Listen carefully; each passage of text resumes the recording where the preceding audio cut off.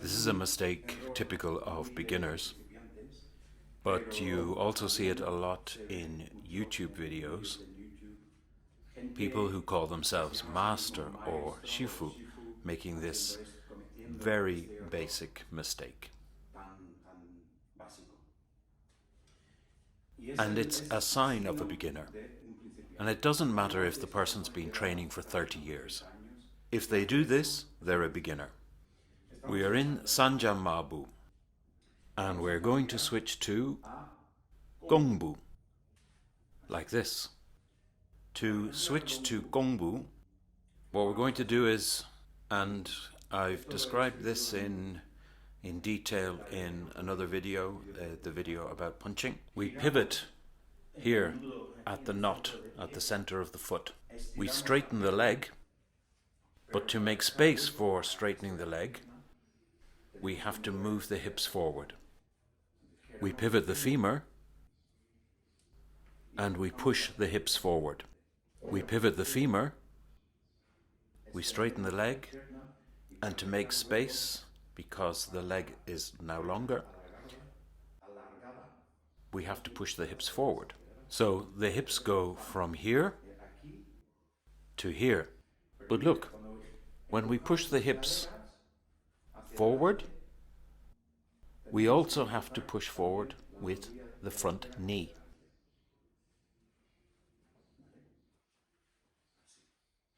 And we rotate this femur slightly inwards.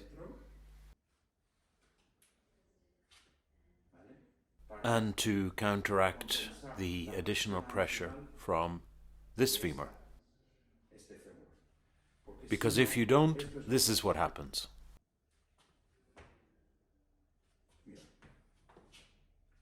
If we don't rotate this femur inward, when we rotate the other one, this is what happens.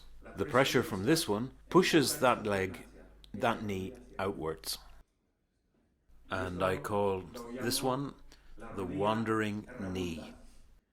Okay, that's the term I'm going to use. The wandering knee that does this. And the knee should move forward and return to its position. And no further back from that position. So, mistake. This. Now I have lost my root. If the knee moves backwards instead of forwards, this means that I'm moving. Well, in part, it probably means that my stance is too open. And when I straighten the rear leg, I pull the hips backwards. I'm exaggerating so you can see it. This is also bad. Bad, bad, bad. And it makes no difference whether somebody moves their leg this much backwards or 1 centimeter. It makes no difference. Imagine you're standing on a cliff, you're right on the edge, and if you move 1 centimeter in the wrong direction, you fall. So, one mistake is this, another is this. This mistake is made worse when the person loses control of their vertical posture, let's say. This movement, for example, instead of being like this, see my shoulders? Leaning over. And now I'm not facing forward. Let's take a look at the effect. So when we do catching, doitao, and he does this movement, I'm testing his stability. Lightly, just like this.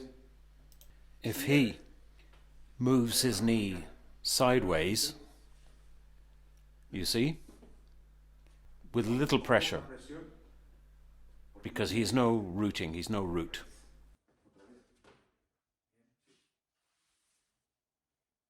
So I'm testing him a bit. Come back. Again, badly. You see, With little pressure, he loses it. If he loses his stability with so little pressure, then in a fight, so this exercise is an exercise in the mechanics of Wuzuquan.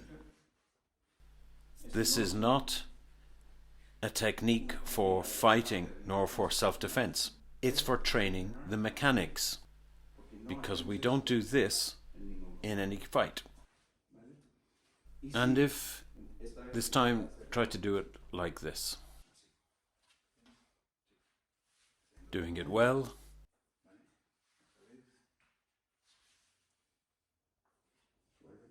This time you're going to do it like this.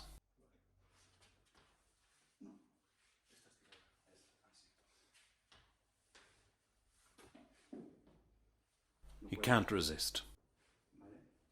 So, if you see a video or someone's exhibition, and this is not just about Wuzuquan, even though this movement is particularly Wuzuquan, but regardless of the discipline, if somebody does this, they have no stability.